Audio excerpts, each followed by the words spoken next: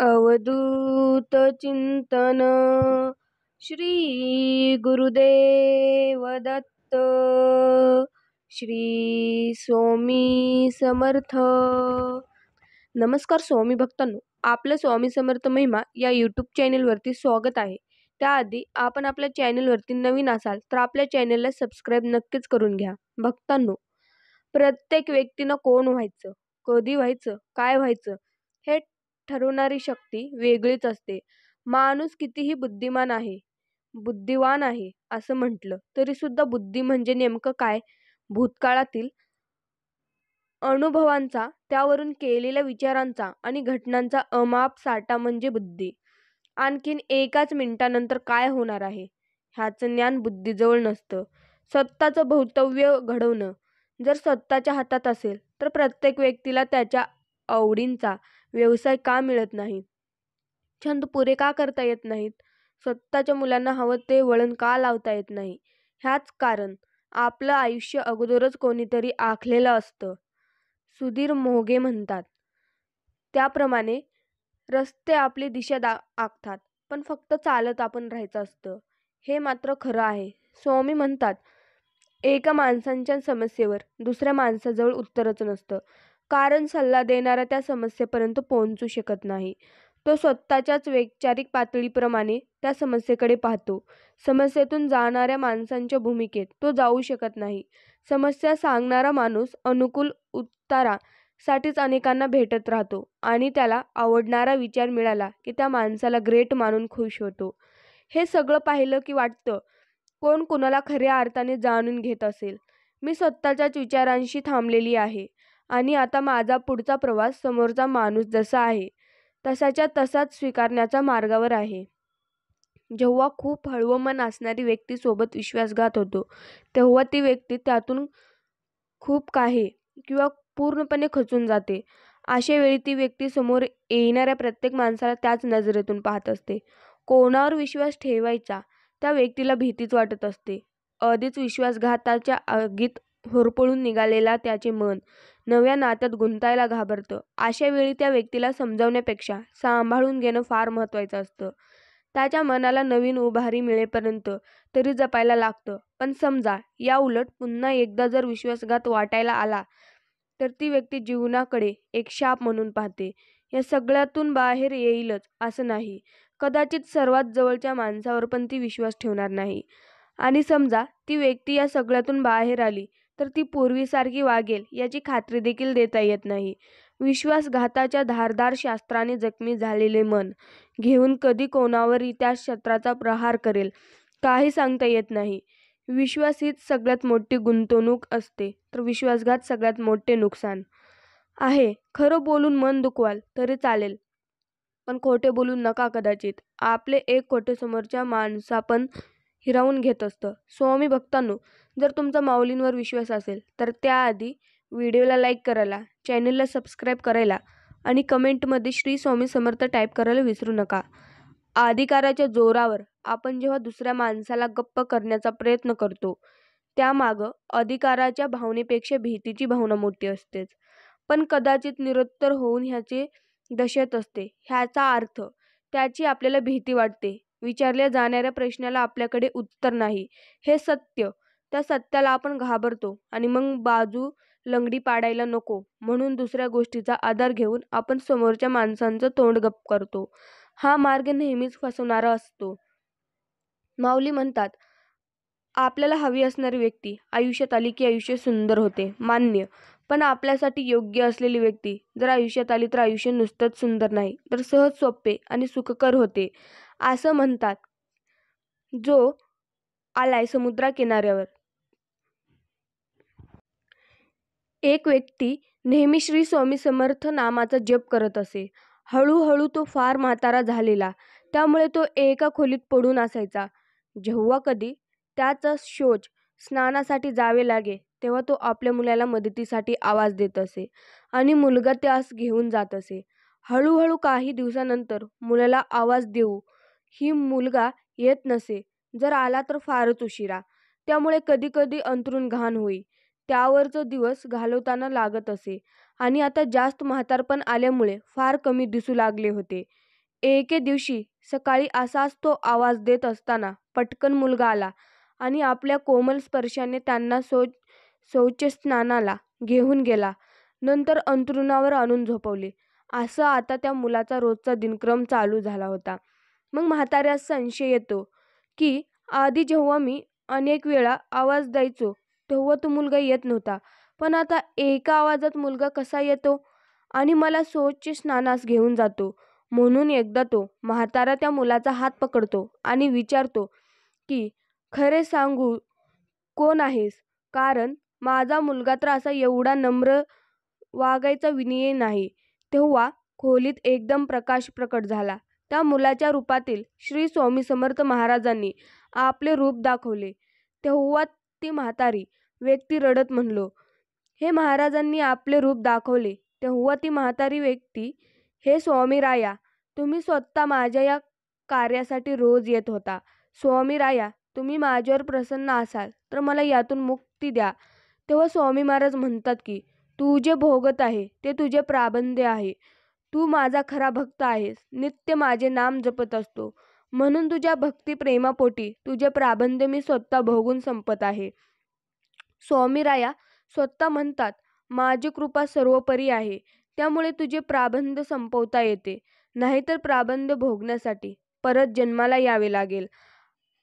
हाच कर्माचा नियम आहे. म्हणून मी स्वतः तुझे प्राबंध्य संपवण्याचा प्रयत्न करत आहे व जन्मामरणातून तुला मुक्ती द्यायची आहे. स्वामी महाराज म्हणतात, प्राबंध्य 3 प्रकारची आहेत. एक मंद, दुसरं तीव्र आणि तिसरं म्हणजे तीव्रतमम. मंद प्राबंध्य म्हणजे नाम जपल्याने संपवता येते. तीव्र प्राबंध्य हे खऱ्या संतांच्या सान्निध्यात राहून श्रद्धा आणि विश्वासाने माझ्या नामाचा जप करून संपवता येते. तीव्रतम प्राबंध्य मात्र भोगावेच लागते. लक्ष ठेवा. माऊली म्हणतात, माणसाला 2 मन असतात, एक पशुचं आणि एक देवाचं. पहिलं मन उपभोगात रमून जातं, दुसरं त्यात आनंदी मानतं. आपल्या शरीराच्या सुखापलीकडे काहीच दिसत नाही. दुसऱ्याला सुखापलीकडे जाणाऱ्या उत्तरतेचा साक्षीदार होतो. त्या 2 मनांतल्या पहिल्या निसर्गानं आपलं खरं सामर्थ्य दिलं आहे. दुसरं त्या मनाने फार दुबळं असतं. या दुसऱ्या मनाचे बळ वाढवणं, दोन्ही मनाचं बळ सारखं करून जीवन सुखानं जगणं आणि जगता जगता त्याचा विकास करणं, हे यशस्वी आयुष्याचं खरं लक्षण आहे. पण मनुष्याच्या आयुष्यात या 2 मनांचा झगडा नेहमीच सुरू असतो. या झगड्यात ज्यांचं दुसरं मन विजयी होतं ते कुठल्याही संकटाला हसत तोंड देतात, पण पहिल्या मनाच्या आहारी गेलेला माणूस दुबळा होत जातो, मोहांना बळी पडतो, जिवलग माणसांशीही प्रतारणा करू लागतो आणि मग माऊली म्हणतात, शुभ्र दही पाहिलं की तोंडाला पाणी सुटतं, खायचा मोह होतो, पण चमचा बुडवला की दही मोडणार, थोड्या वेळाने चौथा पाणी होणार हे ठरलेलं, पण म्हणून ते मोडलंच नाही तर ते आंबट होऊन जाईल. अजून काही दिवस तसंच ठेवलं तर खराब होऊन जाईल. मग उपयोग काय त्या परफेक्टली सेट झालेल्या दह्यांचा? आयुष्याचंही असंच असतं. दह्यासारखं सेट झालेलं आयुष्य, पण ते आयुष्य तसंच सेट राहिलं तर त्यातील गोडी निघून जाईल, सपक होईल. त्यापेक्षा रोजच्या रोज आयुष्याचं दही नव्यानं विरजायचं. आयुष्य जगायला तर हवंच. दिवसभर ते दही वेगवेगळ्या फॉर्ममध्ये अनुभवायचं. कधी साखर घालून, तर कधी मीठ, कधी कोशिंबिरीत, कधी जेवून तृप्त झाल्यावर ताक म्हणून. अर्थात कुठलाही अतिरेक झाला तर आयुष्य पाचटच होतं. मात्र एक नियम काटकशाने पाळायचा. पूर्ण दही संपवण्याच्या आधी रोज थोडं थोडं विरजण बाजूला काढून ठेवायचं. उद्याचं दही लावायला मग रात्री झोपण्यापूर्वी दिवसभरात जगलेल्या लुकवॉर्म क्षणांनी परत नव्यानं दही विरजायचं. रोज ही भट्टी जमेलच असं नाही, पण नसल्याचं समजा कधी नव्याने सुरुवात करायची. मग त्याकरता दुसऱ्याकडून विरजण मागण्याची वेळ आली तरी त्यात कमीपणा नसतो, पण दही मात्र रोजच्या रोज ताजंच लावायचं. स्वामी भक्तांनो, अशी कल्पना करा, सकाळी आरामात 7 वाजता उठायचं. एखाद्या मृत व्यक्तीला खांद्यात देण्याचे काम कितीही पवित्र आणि परोपकारी असेल तर तो मृत झालेला आहे, त्याला त्याचा काहीच उपभोग नसतो. मग पण किती मृतांना खांदा दिला यापेक्षा किती जिवंत माणसांना हात दिला यावर आपली माणुसकी ठरत असते. म्हणून मृत झाला ही बातमी कळताच धावून जाणारी माणसं तो जिवंत असताना त्याच्या पडत्या काळात का बरं धावून जात नाहीत? खरं तर माणूस मेल्यानंतर धावणाऱ्या माणसांची धावपळ व्यर्थ असते. कारण तुम्ही नाही गेला तरी लोक त्याला दहन दिल्याशिवाय राहणार नाहीत. पण ही व्यर्थ धावपळ करण्याचेच खूप लोक आहेत. खरं तर आजकालच्या या खोट्या दिखाव्याच्या शर्यतीत तू मोठा की मी मोठा ही क्षणाभंगुर श्रीमंती दाखवण्यापायी माणूस माणसाला व आपुलकीच्या नात्याला विसरत चाललाय. म्हणूनच बोलते, जिवंतपणी जिवंत माणसांसाठी जिवंत असणाऱ्या व अडचणीत सापडलेल्या एकाला तरी आयुष्याचा खरा प्रामाणिक हात द्या. झालं गेलं विसरून तुझं माझं सोडून माणूस व्हा. मरेपर्यंत त्याचा अभिमान वाटेल. लक्षात ठेवा, आजचा दिवस सुंदर आहे. मी रोज जे काही करते किंवा मला वाटते त्यापेक्षा मी बरेच काही करू शकते. नुसती काळजी आणि दुःख करून काहीच नाही होणार. मी स्वतःला झोकून प्रयत्न केले तर मी नक्कीच समाधानी होईल. रोजचे असे क्षण असतात जे आनंदाने भरलेले असतात. आज मी स्वतः आनंदी राहीन आणि इतरांनाही आनंदी देईल. जीवन सुंदर आहे आणि मी ते अजून सुंदर करणार. येणारे दिवस आनंदानेच जगणार. स्वामी भक्तांनो, एकदा का आयुष्यात आपल्याला एखाद्या वाईट गोष्टीचा नाद लागला की आयुष्यातले निर्णय चुकतात. मग आपलं आयुष्य चुकत जाते. कधी तर प्रश्न कळत नाहीत आणि उत्तरही चुकत जाते. सोडवताना वाटते सुटत गेला गुंता, पण प्रत्येक वेळी एक नवीन गाठ बनतच जाते. दुखवणाऱ्याला वाईट माहिती नसते, चालणाऱ्याचे ध्येय मात्र हरवून जाते. काही गोष्टी वाटते तितक्या सोप्या नसतात. अनुभव म्हणजे काय हे आपल्याला तेव्हाच कळत असते. स्वामी काय सांगतात ते नक्कीच ऐका. चुका होत जातील, तुम्ही सुधारत जा. वाट सापडत जाईल, तुम्ही शोधत जा. माणसं बदलत जातील, तुम्ही स्वीकारत जा. परिस्थिती शिकवत जाईल, तुम्ही शिकत जा. येणारे दिवस देखील निघून जातील, तुम्ही क्षण जपत जा. विश्वास तोडून अनेक जातील, तुम्ही सावरत जा. प्रसंग परीक्षा घेतील, तुम्ही क्षमता दाखवत जा. आज असलेला माणूस उद्या असेल का नाही माहिती नाही. हसणारा माणूस उद्या सोबत बसेल का हे देखील माहिती नाही. अचानक जाता निघून कोणीतरी कायमचं गेल्यानंतर तू रडलेले त्याला दिसेल का माहिती नाही. सोबत राहून त्रास देऊन नंतर फोडशील तू हंबरडा, तो व्यक्ती परत येईल का याचं उत्तर नाही. म्हणून आहे त्याला जपा. नंतर कावळ्यात त्याला शोधून गेलेला माणूस भेटेल का हे देखील माहिती नाही. ना कोणाशी स्पर्धा असावी, ना कोणाचा द्वेष असावा, ना कोणाच्या पुढे जाण्याची आकांक्षा असावी, ना कोणाला कमी लेखनांची गुर्मी असावी. फक्त स्वतःला सिद्ध करण्याची आपल्यात जिद्द असावी. उगवणाऱ्या सूर्याचे आणि पळणाऱ्या घोड्याचे चित्र भिंतीवर लावून प्रगती होत नसते. प्रगती करण्यासाठी सूर्योदयाच्या आधी उठून घोड्याच्या वेगाने कष्टाची दौड करावी लागते. जीवनातील कोणत्याही दिवसाला दोष देऊ नका, कारण उत्तम दिवस आठवणी देतात, चांगले दिवस आनंद देतात, वाईट दिवस अनुभव देतात, तर अत्यंत वाईट दिवस आपल्याला शिकवण देतात. आज तुमचा दिवस आनंदात जावो. दुसऱ्याच्या ताटातलं हिसकावून खाण्यात एखाद्याला आपली शान वाटते, तर कोणाला आपल्या ताटातलं दुसऱ्याच्या तोंडात भरवण्यात समाधान. हा खेळ संसार, समाज आणि मानसिकतेचाच आहे. परंतु एक गोष्ट मात्र पक्की आहे की दुसऱ्याचं हिसकावून खाणाऱ्याचं पोट कधी भरत नाही आणि वाटून खाणारा कधी उपाशी मरत नाही. नाही म्हणण्यात मोठा आनंद असतो. नकार दिला म्हणजे मग व्यक्तीच्या अस्तित्वाला अर्थ येतो. जो प्रत्येक गोष्टीला हो म्हणतो त्याच्या होकाराला कालांतरानं अर्थ उरत नाही. अशा व्यक्तीला नेहमी गृहीत धरलं जातं. तरीसुद्धा ज्याच्या जीवनाच्या इमारत नकारावर उभी राहते तो नास्तिक. पण त्यात ही गंमत आहे, जो कायम नकार देतो त्याला दुसऱ्यानं दिलेला नकार चालत नाही. वारसा असण्यापेक्षा आपल्याजवळ आरसा असणं महत्त्वाचं असतं. जसा आरसा ज्यात पाहून आपल्या स्वतःशी बोलता आलं पाहिजे. जो स्वतःशी चांगला संवाद साधू शकतो तो इतरांशीही चांगला संवाद साधू शकतो. स्वतःशी होणारा एकांतातील संवाद हा आयुष्यात इच्छित यश मिळवून देईल. लक्षात ठेवा, कोणाचाही द्वेष व मत्सर करावायचा नाही व दुसऱ्याचे दुःख किंवा नुकसान करावायचे नाही. तेवढंच व्रत जरी प्रत्येकाने स्वीकारले तरी सुद्धा समाजात सुख, शांती व समाधान स्थिर झाल्याशिवाय राहणार नाही. शिवाय असे करणे हे सर्वांच्याच हिताचे असते.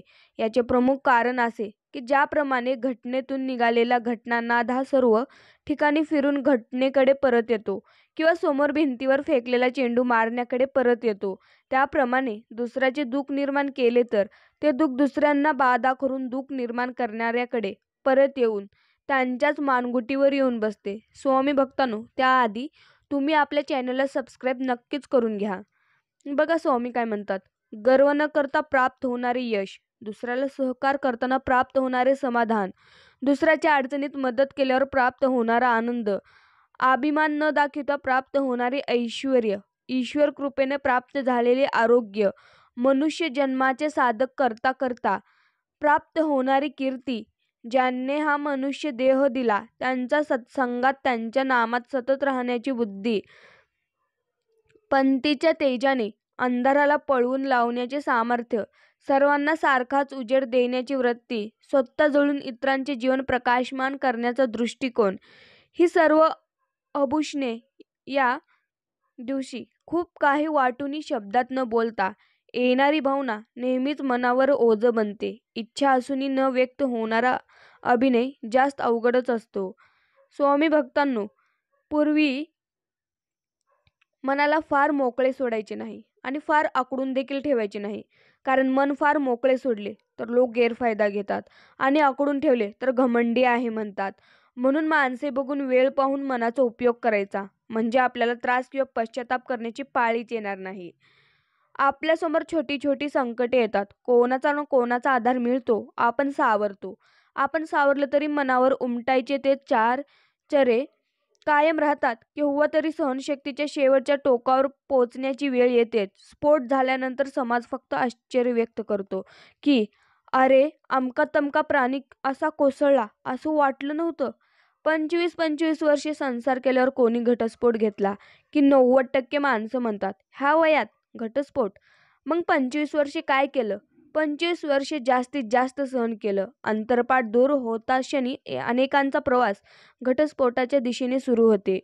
माऊली म्हणतात, जो ज्ञानी असतो त्याला समजावता येतं, जो अल्पज्ञानी असतो त्यालाही समजावता येतं, जो अज्ञानी असतो एक वेळ त्यालाही समजावता येतं, पण जो हेकेखोर, गर्विष्ठ आणि माझाच शब्द खरा असं मानणारा असतो त्याचा माझाच शब्द खरा असा मानणारा जो असतो त्याला काही समजावून सांगता येत नाही.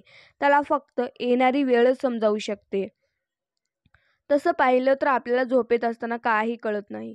आपण मरतो तेव्हा काही कळण्याचा प्रश्नच उरत नाही. दोन्हीही गोष्टी आपल्या नियंत्रणात नसलेल्या, मन, झोप आणि मृत्यू यात काय फरक आहे? झोप म्हणजे अर्धा मृत्यू आहे आणि मृत्यू म्हणजे पूर्ण झोप आहे. कोणाच्याही सवय लावून घेताना विचार करा. आपण जेव्हा बेधुंदपणे आयुष्य जगत असतो त्या हातून काही चुकाही होतात. कदाचित दोष परिस्थितीचा असेल किंवा मग माणसांचा. चूक तरी घडून गेली, पण त्यानंतर आयुष्य कसं जगायचं हा सगळ्यात मोठा प्रश्न आहे. झालेली चूक तर बदलता येत नाही, पण भविष्याचा विचार तर करावाच लागतो. भूतकाळातल्या चुकांना कधी कवटाळून बसायचं, बाहेर पडणे तर गरजेचे असते, पण बाहेरून कितीही शांत राहिलेले तरी मनात एक युद्ध चालू असते, स्वतःचं स्वतःविरुद्ध. पण सावरून भविष्याची वाट तर चालावीच लागते, नाहीतर समाज या जगण्याच्या शर्यतीत हरवल्याशिवाय राहत नाही. मग आधीच मनावर ओझं, त्यात आणि ही पराजयाची भावना, मग मन भटकत राहतं कुठंतरी. आधार मिळेल या आशेने ते सगळ्यांकडे आशावादी नजरेने बघते. कोणी सावरेल तर ठीक, नाहीतर मग परंतु एकदा तेच चक्रव्यूह उदासीनतेतच. विश्वासघात करणाऱ्या माणसाला जाब विचारण्यापेक्षा त्या व्यक्तीशी बोलणं सोडून देणे व पुन्हा जीवनात त्या व्यक्तीला महत्त्व देणे कायमचं बंद करणं, हीच त्या व्यक्तीसाठी सर्वात मोठी शिक्षा असते. कारण जर अशा व्यक्तीला जाब विचारला तर ती व्यक्ती शब्दांच्या जाळ्यात गुंतून स्वतः बाहेर पडेल व पुन्हा पुन्हा संधी मिळाली की विश्वासघातच करेल. त्यामुळे पहिले तर अशा व्यक्तींच्या संपर्कात कधीच आपण राहायचं नसते व अशा व्यक्तीं जर नात्यात असेल तर अशा व्यक्तीला आपल्या संध्यान्यातून कायमचे दूर करून ठेवायचे असते. त्यांना महत्त्व द्यायचे नसते, कारण ज्यांना विश्वासघात करण्याची सवय लागलेली असते अशी माणसं त्यांच्या जीवनात कधीच सुधारत नसतात. अगोदर समोरच्या व्यक्तीला विश्वासात घेऊन पुढेही जीवनात विश्वासघातच करीत असतात. स्वामी भक्तांनो, कधी कधी आयुष्यामध्ये खूप दुःख, यातना सहन कराव्या लागतात. असं वाटतं की खरंच देव आहे का, इथपर्यंत शंका येतात. पण खरं तर हीच वेळ आपल्या परीक्षेची असते.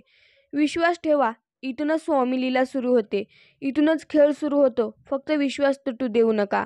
आई बाळाला हवेत भिरकावते, काही क्षण ते हवेतही असतं, पण ते हसत असतं, कारण त्याचा विश्वास असतो कोणी आहे जे आपल्याला पडू देणार नाही. तोच विश्वास तुमचा स्वामींवर हवा. कधी कधी वाटतं हे कसं होईल, ते शक्य आहे का?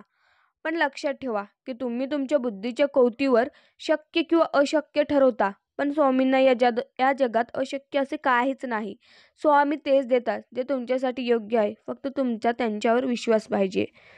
समस्या आणि समाधान परस्पर पूरक संकल्पना आहेत. जिथे समस्या असते तिथे समाधानी असते. ज्याला संकटातील संधी शोधता येतात तो आयुष्यात कधीच निराश होत नाही. यश मिळो न मिळो, समाधान मात्र अशा व्यक्तींना नेहमी मिळत जाते. आणि मग आनंदासाठी धडपडावं लागत नाही. कारण जिथे समाधान असते तिथेच खरा आनंद असतो. आंधळा माणूस एका मंदिरात गेला. मंदिरात दर्शन घेत असलेले लोक त्याला बघून म्हणाले, दर्शनाला आलाय, देवाला बघू शकणार का? आंधळा म्हणाला, काय फरक पडतोय, माझा देव तर मला पाहतोय ना. दृष्टी नाही, तो दृष्टिकोन चांगला पाहिजे. वेळ निघून गेल्यावर सुचलेला विचार आणि पीक जळून गेल्यावर पडलेला पाऊस याची किंमत सारखीच असते. डोळे बंद केले म्हणून संकट जात नाही आणि संकट आल्याशिवाय डोळे उघडत नाहीत. राग आल्यावर थोडं थांबलं आणि चूक झाल्यास थोडं नमलं तर आपलं जीवन सुखमय होऊन जाईल. ज्या दिवशी तुम्ही तुमचं आयुष्य मन मोकळेपणाने जगला तोच दिवस तुमचा आहे. बाकी तर फक्त कॅलेंडरच्या तारखाच आहेत. नदीमध्ये पडल्यामुळे कधी जीव जात नाही. जीव तेव्हा जातो जेव्हा तुम्हाला पोहता येत नाही. परिस्थिती कधी समस्या बनत नाही. समस्या तेव्हाच बनते जेव्हा आपल्याला परिस्थिती हाताळताच येत नाही. स्वामी भक्तांनो, लक्षात असू द्या, आयुष्याच्या अवतरणाला पूर्ण करणारे काही स्वल्पविराम, प्रश्नचिन्हे, संयोगाचा आणि बरंच काही.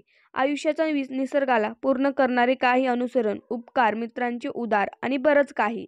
आयुष्याच्या अलंकाराला पूर्ण करणारे काही व्यतिरिक्त, रूपक, प्रीतीचे दृष्टांत आणि बरंच काही. माऊली म्हणतात, माणसं काल बोलत होते, आज बोलत आहेत आणि उद्याही बोलतच राहणार आहेत. आपण ठरवायला हवं की आपण कोणाकडे किती लक्ष द्यायचं. स्वतःवर विश्वास असला की आपल्याला कोणत्याच गोष्टीचा फरक पडत नाही. माणसाला आश्रय दिले तर डोक्यावर बसतो, उपदेश केला तर रागाला येतो, आधार केला तर स्वतःला महान समजतो, उपकार केला तर गर्वाने फुलतो आणि क्षमा केली तर दुसऱ्याला दुर्बल समजतो. विश्वास ठेवला तर काहीतरी घात करतो, प्रेम केले तर खाल्लेल्या ताटातच घाण करतो. फार विचित्र आहे ही माणसांची जात. अपवादी असू शकते बरं का, अनुभव वेगवेगळे असू शकतात. जेव्हा माणूस आतून तुटतो तेव्हा तो खूप शान झालेला असतो आणि अशी माणसं लहान लहान प्रसंगाने लगेच दुखवलेली जातात. कारण त्या आतून तुटण्यामध्ये त्या माणसाने सगळं काही गमावलेलं असतं. अशा लोकांना आधार देणं फारच अवघड. त्यांना ना कशाची चिंता उरलेली असते, ना प्रेम, ना भीती, ना कुठली अपेक्षा उरलेली असते. उरलेलं असतं ते फक्त आणि फक्त दुःख. असं दुःख की जे कधी शब्दातून व्यक्त होणारं नसतं. स्वामी भक्तांनो, कोंब आणि माणूस सारखाच आपल्या फायद्यासाठी खोटं बोलण्याची सवय जोपर्यंत जात नाही तोपर्यंत दारिद्र्य संपत नसते. जिथे असत्याचा वास असतो तिथे लक्ष्मी नांदत नसते. पण सत्याच्या ठिकाणी दारिद्र्य थांबत नसते. सत्यात आत्मविश्वास असतो. आत्मविश्वास यशाचं प्रतीक आहे. म्हणून सत्य हे समाधानी जीवनाचं अमृत आहे. लक्षात असू द्या, देवाने प्रेम सर्वांनाच आहे, पण त्यांच्या घरी जायची घाई मात्र कुणालाच नाही. बाह्य रूपावर काय आहे असं म्हणण्यात काही अर्थ नाही. अंतरंगाचा विचार करण्याची वाट बाह्य रूपावरूनच जाते. दिसण्यात काय आहे, माणसाचं मन पाहावं हा युक्तिवाद बुद्धीचा, तो मनाचा कोल नाही. तर स्वामी भक्तांनो, असंच आपल्या स्वामी माऊलींचे संदेश पाहण्यासाठी आपल्या चॅनलला सबस्क्राईब नक्कीच करून घ्या. श्री स्वामी समर्थ. जय जय स्वामी समर्थ. धन्यवाद.